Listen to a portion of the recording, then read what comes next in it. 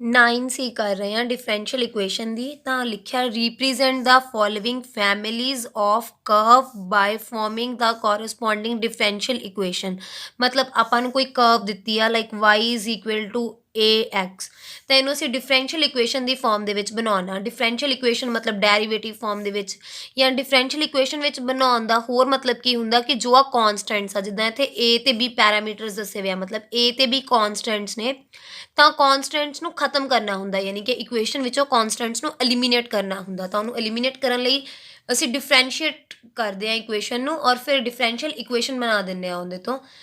ਤਾਂ ਜਿੰਨੇ ਕੌਨਸਟੈਂਟਸ ਹੁੰਦੇ ਆ ਇਕੁਏਸ਼ਨ ਨੂੰ ਉਨੀ ਵਾਰ ਡਿਫਰੈਂਸ਼ੀਏਟ ਕਰੀਦਾ ਹੁੰਦਾ। ਹੁਣ ਫਿਲਹਾਲ ਇੱਥੇ ਕੀ ਆ, ਇੱਕ ਕੌਨਸਟੈਂਟ ਆ ਜਸਟ a ਆ, ਤਾਂ ਇੱਕ ਕੌਨਸਟੈਂਟ ਆ ਤਾਂ ਡਿਫਰੈਂਸ਼ੀਏਟ ਕਰਾਂਗੇ ਇਕੁਏਸ਼ਨ ਨੂੰ ਸਿੰਗਲ ਟਾਈਮ, ਯਾਨੀ ਕਿ ਇੱਕ ਵਾਰੀ।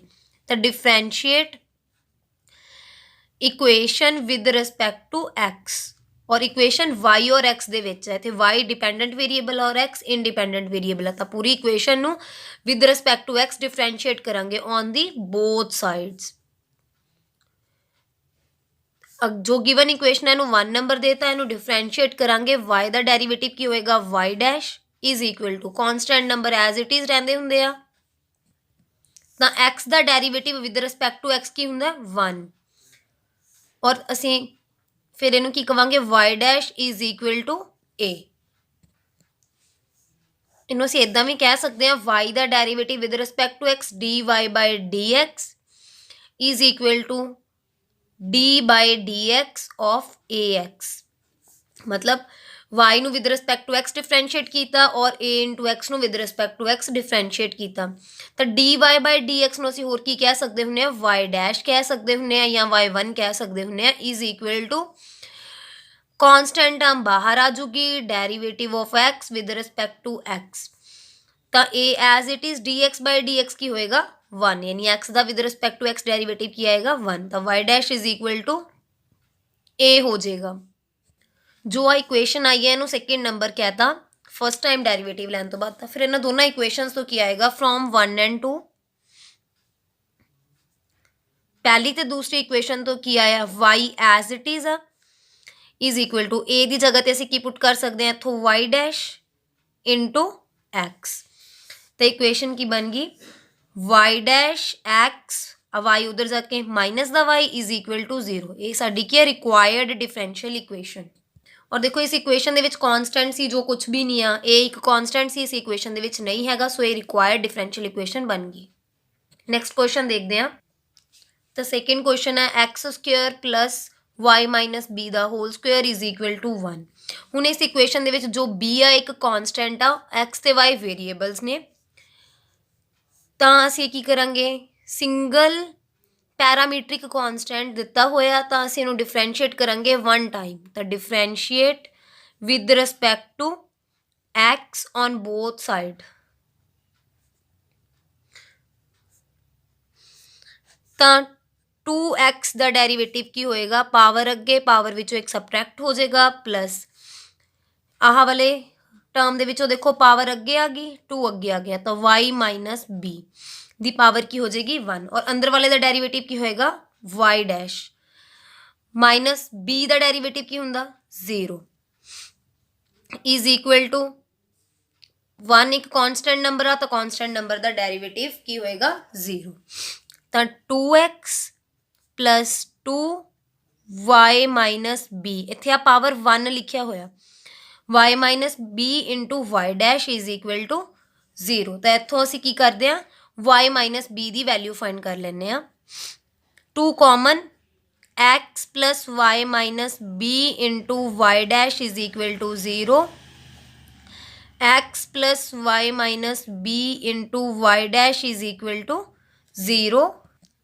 ਇੱਥੋਂ y ਮਾਈਨਸ b ਦੀ ਅਗਰ ਅਸੀਂ ਵੈਲਿਊ ਫਾਈਂਡ ਕਰਨੀ ਚਾਹੀਏ ਤਾਂ ਕੀ ਆਏਗੀ is equal to minus y minus b into y dash as it is x ਉਧਰ ਜਾ ਕੇ ਮਾਈਨਸ ਦਾ x ਹੋ ਗਿਆ, ਤਾਂ y ਮਾਈਨਸ b ਦੀ ਵੈਲਿਊ ਨਿਕਾਲੀ minus x by y dash, ਔਰ y ਮਾਈਨਸ b ਦੀ ਜੋ ਵੈਲਿਊ ਨਿਕਾਲੀ ਆ ਇਹਨੂੰ ਅਸੀਂ ਇੱਥੇ ਗਿਵਨ ਡਿਫਰੈਂਸ਼ੀਅਲ ਇਕੁਏਸ਼ਨ ਜੋ 1 ਨੰਬਰ ਸੀ ਇਹਦੇ ਵਿੱਚ ਪੁੱਟ ਕਰ ਦੇਵਾਂਗੇ, ਤੇ ਇਹਦੇ ਵਿੱਚ ਪੁੱਟ ਕਰਨ ਤੋਂ ਬਾਅਦ ਕੀ ਆਏਗਾ x square plus -x by y dash ਦਾ square is equal to 1।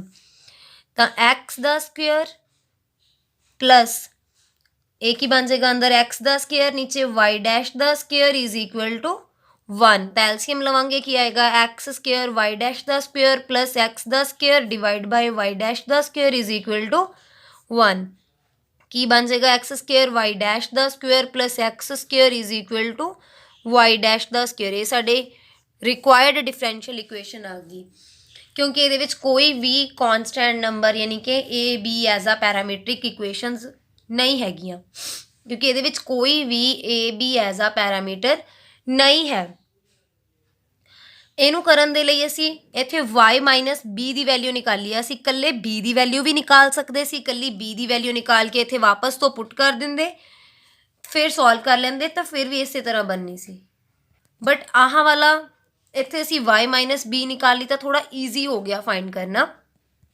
Next question देखो X square by A square plus Y square by B square is equal to 1। A ते बी दोनों की आ पैरामीटर्स ने कॉन्सटेंट वाले, तो दो constants ने, तो यह मतलब दो बार डिफरेंशिएट करांगे। पहला की करांगे differentiate with respect to X, तो जब एक्स के विद रिस्पैक्ट टू डिफरेंशिएट करते पे हैं ऊपर की एक्स स्क्वेयर तक की बन जाएगा 2x, नीचे वाला a square as it is आएगा प्लस ए की बन जाएगा 2y वाई डैश और नीचे वाला बी स्क्वेयर कॉन्स्टेंट आ एज इट इज़ आ गया। या फिर इदा भी बोल सकते हैं कि 1 by A square as it is X square का डेरीवेटिव आ गया 2x, 1 by B square as it is Y square का डेरीवेटिव आ जाएगा 2y वाई डैश, क्योंकि पावर अगे पावर विच एक सबट्रैक्ट हो गया 2y हो गया, y का डेरीवेटिव की होएगा Y dash is equal to constant number का डेरीवेटिव की होंगे 0। तो उपर ਇਹਦੇ ਕੋਲ ਵੀ 2 ਆ और ਇਹਦੇ ਕੋਲ ਵੀ 2 ਆ, ਤਾਂ ਦੋਨਾਂ ਚੋਂ 2 ਕਾਮਨ ਨਿਕਾਲ ਲਿਆ। x by a square plus y dash by b square is equal to 0। ਤਾਂ ਇਹਦੇ ਵਿੱਚੋਂ x by a square minus y, sorry ਇੱਥੇ ਪਲਸ ਹੈ y dash by b square is equal to 2, ਉਧਰ ਜਾ ਕੇ ਕੀ ਹੋ ਜਾਏਗਾ डिवाइड, ਤਾਂ ਰਹਿ ਜਾਏਗਾ 0। जो गिवन इक्वेशन से उन्होंने 1 नंबर देता, जो तुसी निकाल ली फर्स्ट टाइम डेरिवेटिव निकाल के इन्होंने 2 नंबर देता, हुणे वाली इक्वेशन में दोबारा तो फिर डिफरेंशिएट करोगे, तो again differentiate with respect to X, तो दोबारा with respect to X differentiate करोगे तो 1 by A square as it is X का डेरिवेटिव की होएगा 1 plus 1 by B square as it is, और इत्थे की लगेगा प्रोडक्ट रूल। तो प्रोडक्ट रूल की हुंदा फर्स्ट टर्म दा derivative second as it is plus first as it is second दा डेरिवेटिव। इत्थे सैकेंड टर्म की है वाई डैश दा मतलब कि वाई दा 1 टाइम डेरिवेटिव है, इत्थे की बन जाएगा फिर 2 टाइम डेरिवेटिव, और ये इक्वेशन की बन गई 1 by A square plus 1 by B square Y dash दा स्क्वेयर प्लस वाई दा डबल डेरिवेटिव, और इज इक्वल टू की सीगा ऊपर 0, तो इत्थे इज इक्वल टू 0। तो आ वाली सारी टर्म नूं असीं राइट हैंड साइड ते लेके जा रहे हैं। 1 by A square is equal to minus 1 by B square Y dash the square plus Y double dash. हुण इत्थों असीं की कर रहे हैं, बी बाय ए की वैल्यू निकालते हैं। बी स्क्वेयर राइट साइड पे भेजांगे, की बनेगा b square by A square is equal to minus y dash the square plus Y double dash. Same way दे नाल जो इक्वेशन 2 सी इहदे विचों भी असीं b square by A square की वैल्यू निकाल लैंदे आ। किद्दां x by A square is equal to आ टर्म उधर जाके माइनस दी y dash by B square, तो की बनेगा b square by A square is equal to Y dash by X, अगे की है माइनस का साइन। तो इन्होंने दोनों इक्वेशनस नूं देखो, एक आ वाली और एक जो आ अपनी है, तो इनू देता 3 नंबर और आ वाली इक्वेशन है साडी 4 नंबर। फ्रॉम 3 एंड 4 तो की आ जाएगा कि लैफ्ट साइड दोनों की देखो इज इक्वल आ, B square by A square पर राइट साइड भी इक्वल हो जाएगी। Y dash by X is equal to Y dash the square plus Y double dash. Minus नाल माइनस कट हो गया, क्रॉस मल्टीप्लाई करांगे, which is our required differential equation. Next question है, from differential equation of family of curves represented by this, a curve ਦਿੱਤੀ ਹੋਈ ਹੈ तो differential equation ਬਣਾਉਣੀ ਆ, ਲਿਖਣਾ ਸੀ form c y plus c ਦਾ ਸਕੁਅਰ plus x ਦਾ cube. ਜੋ ਆ ਗਿਵਨ ਡਿਫਰੈਂਸ਼ੀਅਲ ਇਕੁਏਸ਼ਨ ਹੈ ਇਹਨੂੰ 1 ਨੰਬਰ ਦੇਤਾ, ਇਹਨੂੰ ਕੀ ਕਰਾਂਗੇ ਫਿਰ ਅਸੀਂ ਡਿਫਰੈਂਸ਼ੀਏਟ ਕਰਾਂਗੇ ਵਿਦ ਰਿਸਪੈਕਟ ਟੂ x। ਕਿੰਨੀ ਵਾਰ ਡਿਫਰੈਂਸ਼ੀਏਟ ਕਰਨਾ, एक बार करना, क्यों, क्योंकि किन्ने कॉन्स्टेंट्स आ, सिर्फ एक ही कॉन्स्टेंट आ c। तो with respect to x differentiate किद्दां होएगा, c कॉन्स्टेंट आ एज इट इज आ गया, y प्लस c दी पावर किन्नी है 2, तो पावर अगे आ गई, पावर दे विचों एक घट गया, तो अंदर वाली जो भी टर्म आ उनका डेरीवेटिव लवांगे, तो अंदर वाली टर्म की है y का डेरीवेटिव y डैश और c कॉन्स्टेंट नंबर आ की है just 1 is equal to right hand side पे डेरिवेटिव लोगे तो क्या आएगा 3x स्क्वायर, तो लिख दो with respect to x on both sides.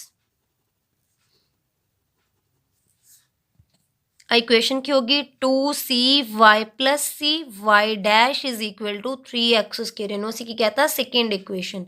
दोनों इक्वेशंस को डिवाइड करांगे, डिवाइड इक्वेशन 2 बाय इक्वेशन 1, तो सेकेंड इक्वेशन की है 2cy plus c y dash divide by cy plus c दा square is equal to 3x square divide by x दा cube. तो y plus c नाल एक y प्लस c कट हो गया, c नाल c कट होगी, की बचा है 2y dash over y plus c is equal to ऊपर की बचा 3, नीचे सिर्फ एक x। इतों असी y प्लस c की वैल्यू फाइंड कर रहे हैं, 2x into Y dash cross multiply करके is equal to y plus c, और जो 3 आ इधर नीचे आके डिवाइड हो जाएगा। जो आ y प्लस c की वैल्यू निकाली है इनू असी सेकेंड वाली इक्वेशन दे विच पुट कर दिन्ने आ। जद असी सेकेंड वाली इक्वेशन दे विच पुट करांगे तो साडी रिक्वायर्ड डिफरेंशियल इक्वेशन आ जाएगी। तो इत्थे पुट करने लई सानू 2 एज इट इज हो गया, c की जगह ते हुण वैल्यू पुट करनी होगी, तो असीं c की पहला वैल्यू फाइंड करांगे, तो c की वैल्यू की आएगी, c is equal to 2xy dash by 3 as it is, जो इधर y प्लस उधर जाके की हो गया माइनस, तो असीं इत्थे वैल्यू की पुट करांगे 2 एज इट इज हो गया, c की जगह ते वैल्यू पुट कर रहे हैं 2xy dash by 3 minus y, और y प्लस c की जगह ते डायरेक्टली असीं यह वैल्यू पुट कर देने 2xy dash by 3 into y dash is equal to 3x दा स्क्वायर।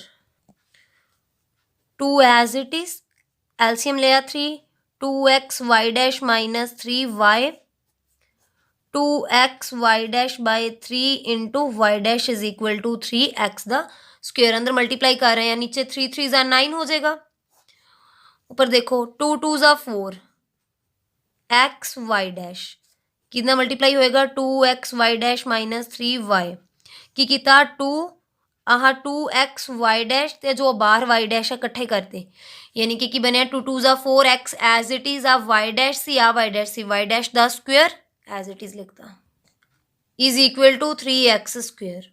हुण इनू अंदर मल्टीप्लाई कर रहे हैं और 9 इधर जाके क्रॉस मल्टीप्लाई होएगा,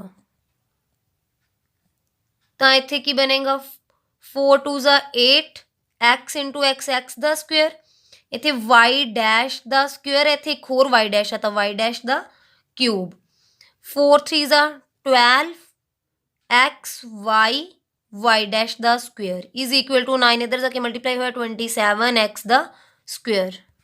हुण सारे इत्थे इहदे कोल भी x हैगा, इहदे कोल भी एक्सट्रा x हैगा, इहदे कोल भी x हैगा, तो तिन्हां चों x कॉमन निकाल लिया, x वाई डैश दा क्यूब माइनस 12 वाई डैश दा square is equal to 27 x।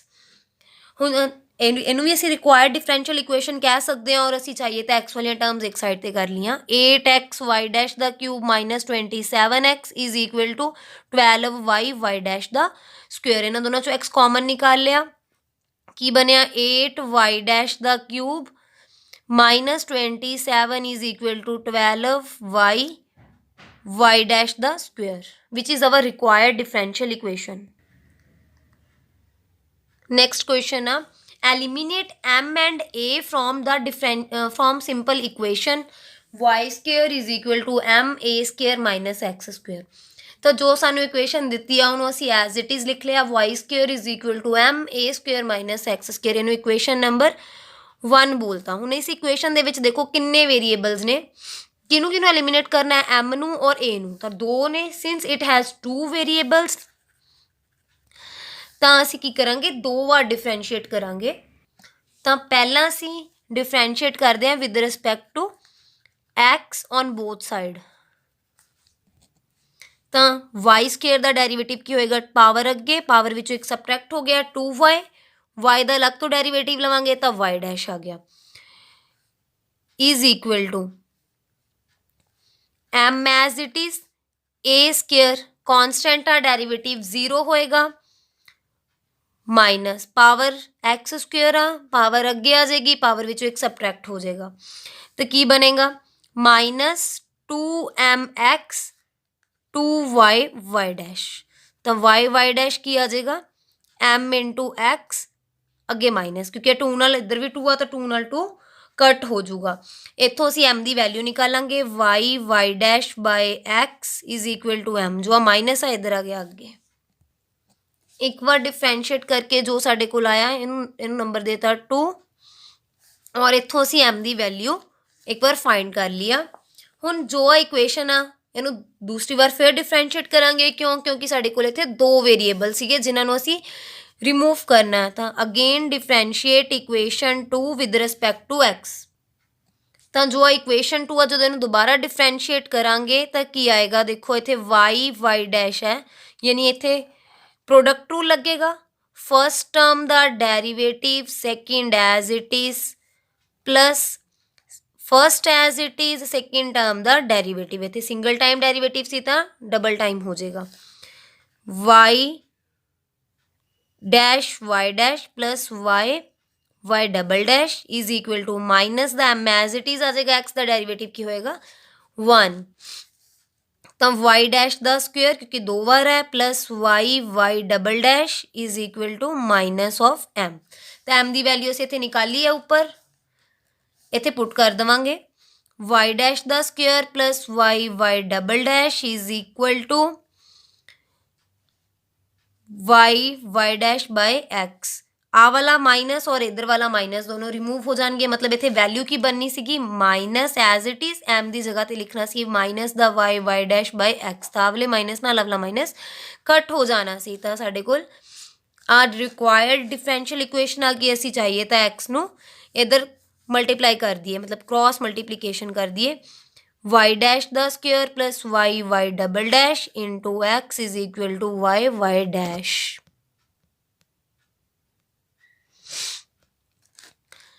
ਤਾਂ ਅੰਦਰ ਮਲਟੀਪਲਾਈ ਹੋ ਕੇ ਕੀ ਬਣ ਗਿਆ, x y ਡੈਸ਼ ਦਾ square plus x y double dash is equal to y dash, which is our required differential equation.